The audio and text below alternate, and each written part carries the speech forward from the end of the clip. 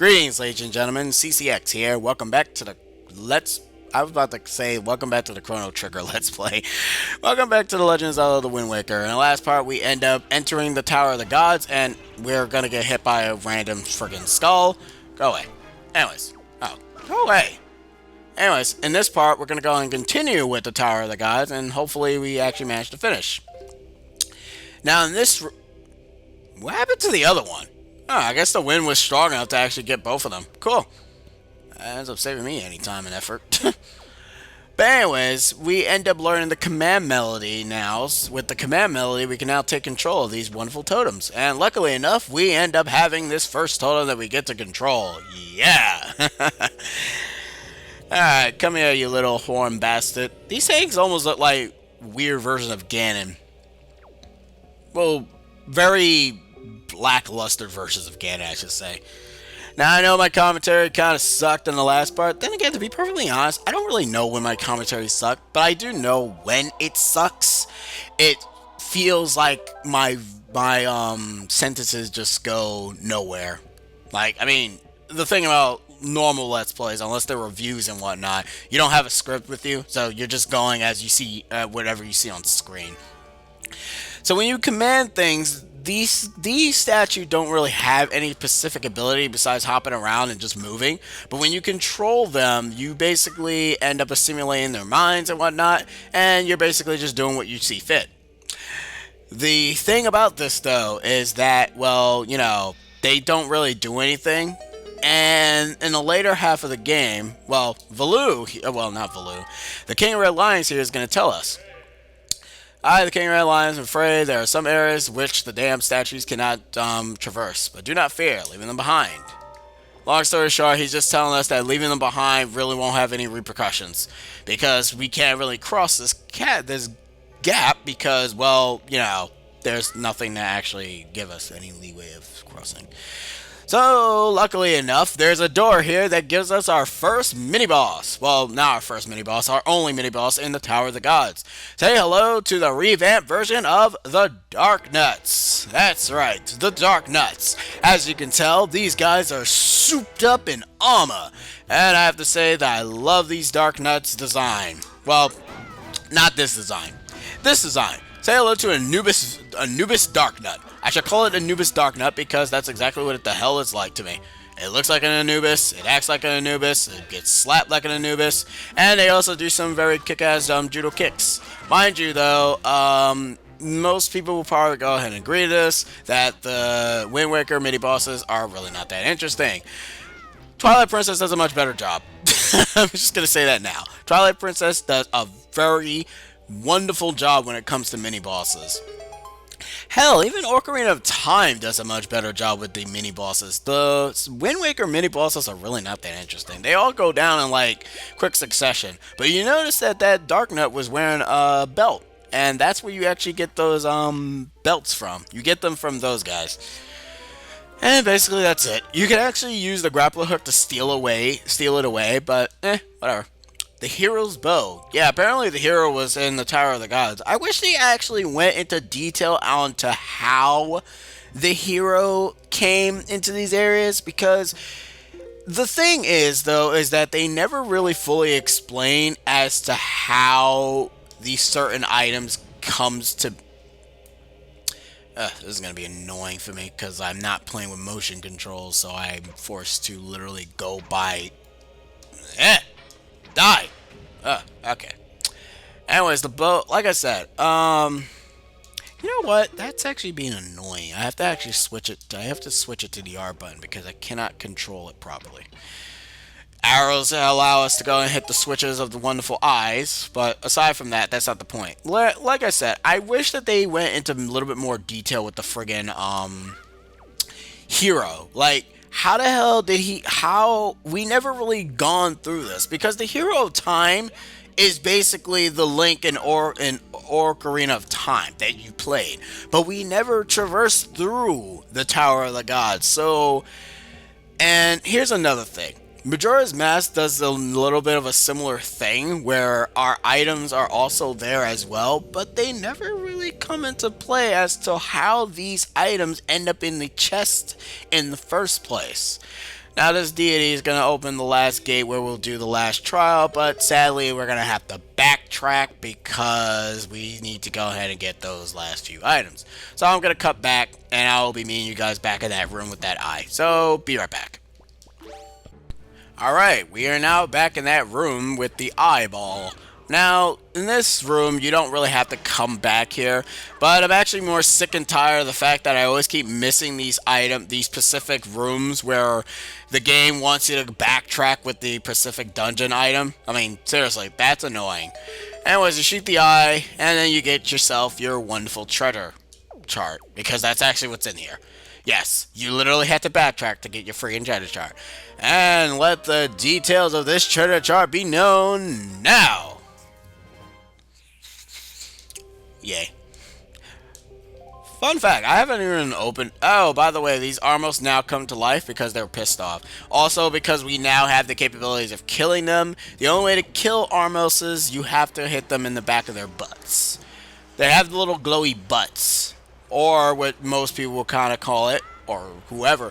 I actually don't really know who call it. All I know is that the only person I heard it call them that is one of the Brain Scratch members, which are called the Fuck Me Lights. But before I actually, well, there's really no point in me cutting back. Now, to be able to kill the Beamos, you can't really just shoot it or throw a bomb at it. Well, I think you can throw a bomb at it. I never really tried. But to be able to kill these Beamos, you have to go ahead and be sure to target them when they're trying to zap you with their eyes. And that's the only way you can be able to kill them. You can kill them with a bomb, at least I think. I don't really remember. All I know is that arrows are more effective than actual bombs. The ones that twist and turn, I think they're a little bit slower in the HD version, because I remember those guys being a hell of a lot faster in the original version, where they were like almost impossible to get past when you were doing that section with the totems, where you had to put the Armos on the switch to actually activate the elevator. Like, it was really annoying. I don't really remember. And here's the final room. It's time to test your might, or in this case, test your weight. Now, what we need to do is we need to go ahead and put these Armoses on this platform here, because we need to go and actually have the capabilities of being able to... Well, actually, you know what? We can't really cross over there because we do not have a key, so I don't know why the hell I'm doing that. So, yeah. We have to come in this room first and not fall to our deaths, because that would be bad. Screw you, game. You can't... Okay, you got me. Alright, so... Aside from me screwing that up, let me actually hit this eye right here. There we go. Okay. I want to go ahead and see if I can actually make that platform with the Deku Leaf. And let me see. Yeah! Damn it! Okay, you need to die. Because that was... No. You need to go away. And goodbye. Thank you. See? That was satisfying. I don't know why I didn't just kill him before.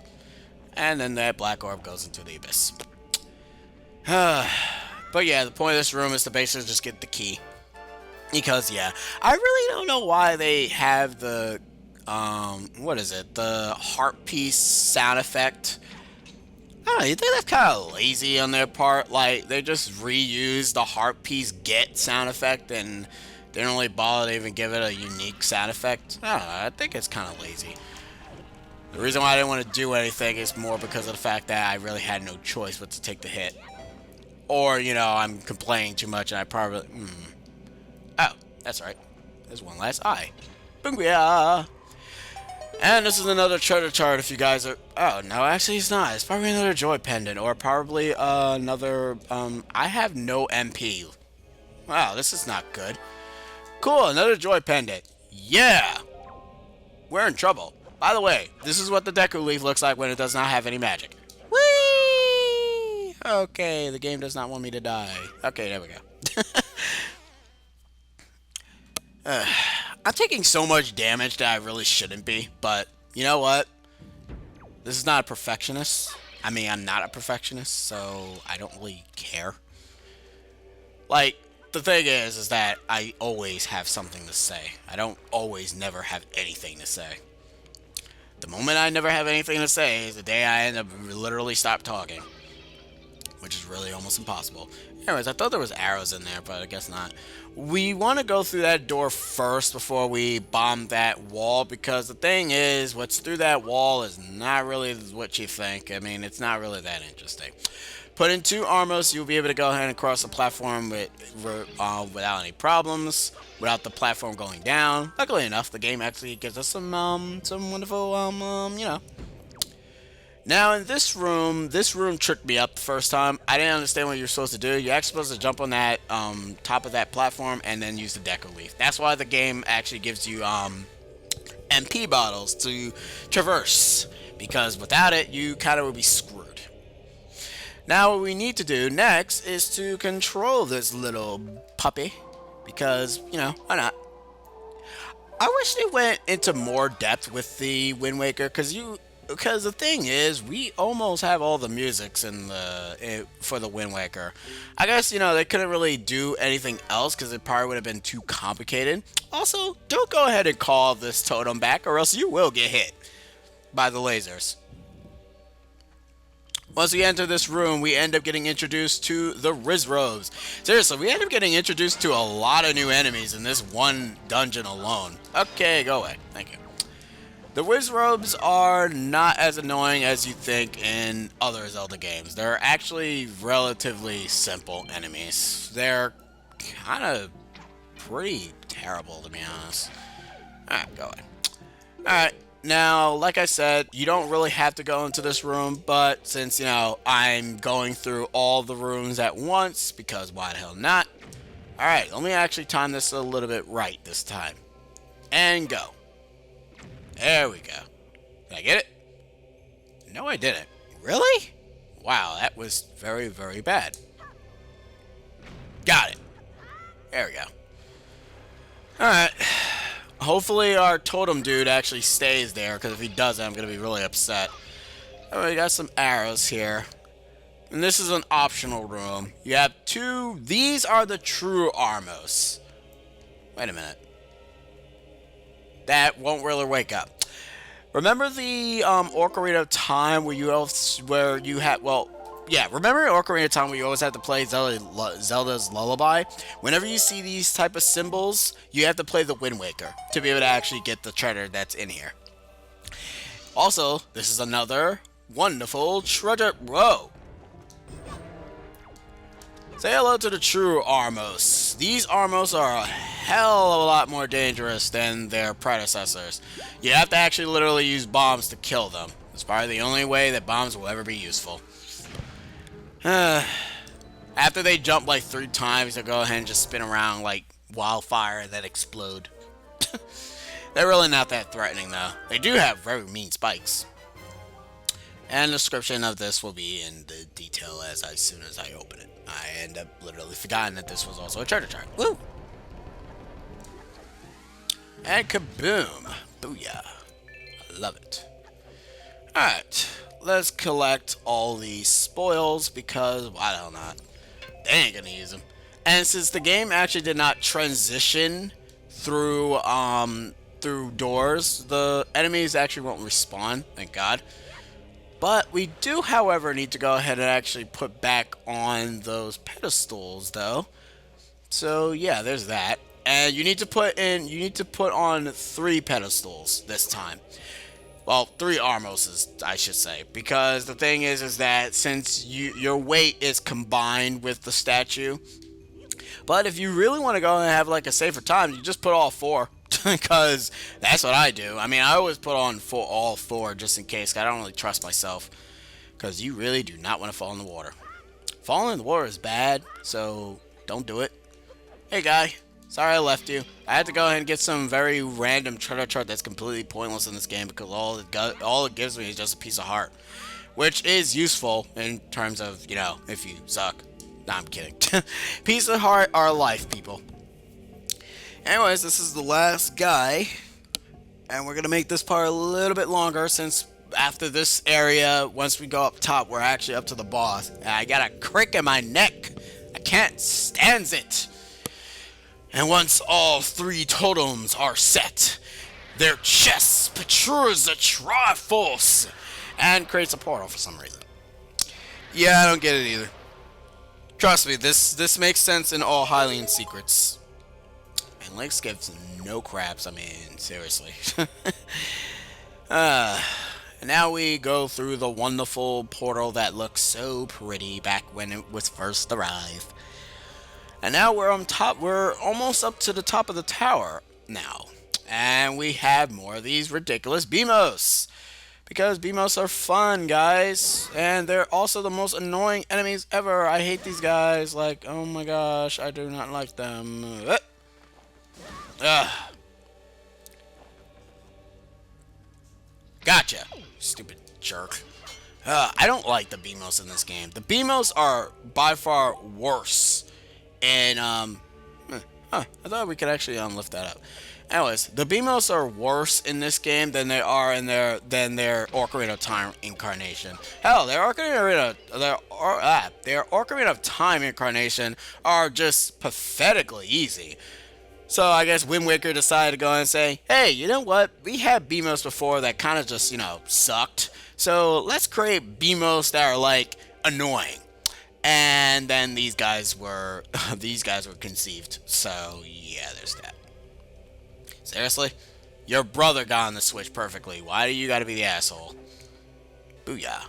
And we get ourselves the wonderful Master Boss Key.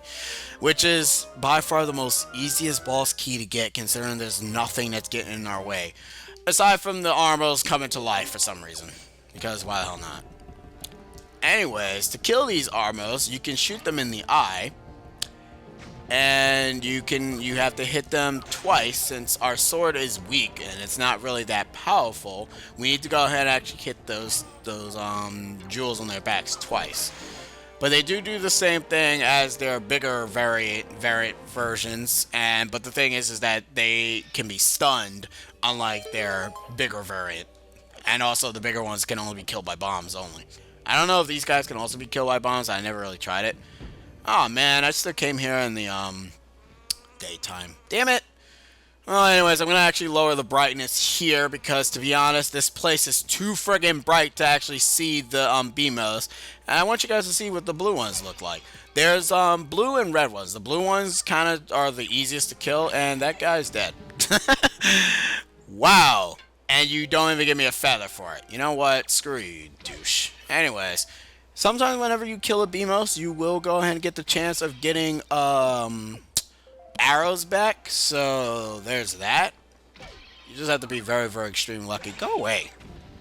You're not even that threatening. And that one probably had a golden feather. You can dodge these easily, so you don't have to go and worry about them. But now it's time for the boss of Dungeon 3. Because we didn't really have a boss in Dungeon 3. We didn't have a boss in Dungeon 3. The actual Dungeon 3. The Great Fish Isle wasn't a dungeon. Anyways. This guy.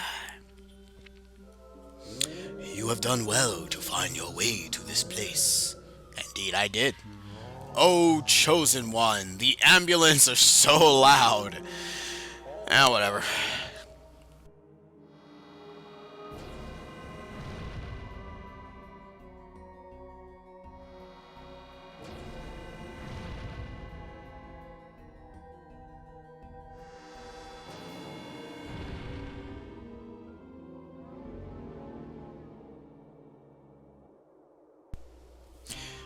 Alright, say hello to the boss of the Tower of the Gods. I actually forgot this guy's name, but he's not Bongo Bongo. I'm just going to tell you that now.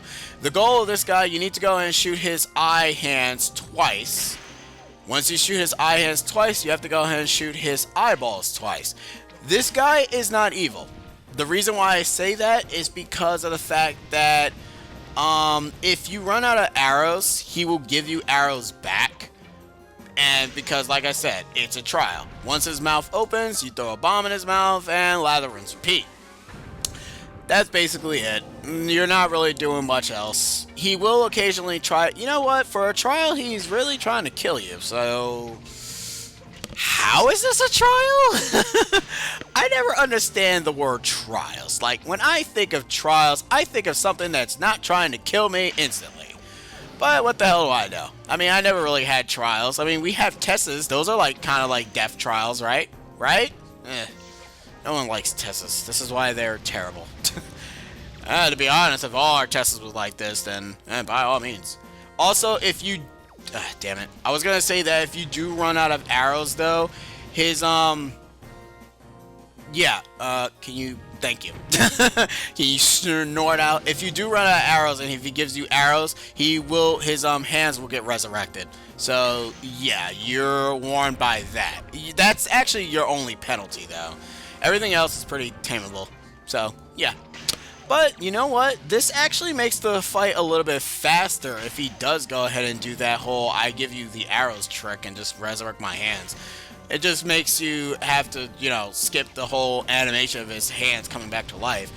You just make the battle a little bit slightly harder on yourself if you have him giving you arrows back, which sucked considering if he's doing the I give you the arrows back, What I just did there is I kind of screwed up his AI, so if you go under him, he won't be able to do his little laser mouth trick. Anyways, that is actually the end. Once you end up throwing 4 bombs in his mouth, he automatically opens the path to the next part of the major plot of the game.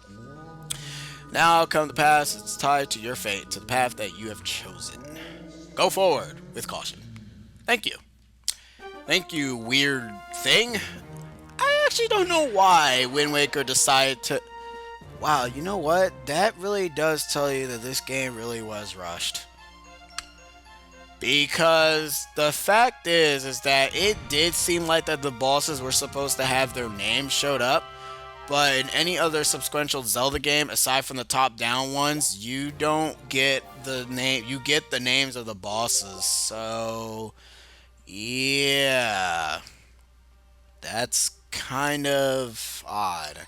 Anyways, guys, I'm actually going to end the part a little bit early before we ring the bell, because if I ring the bell now, the cutscene that comes after this is going to continue forward.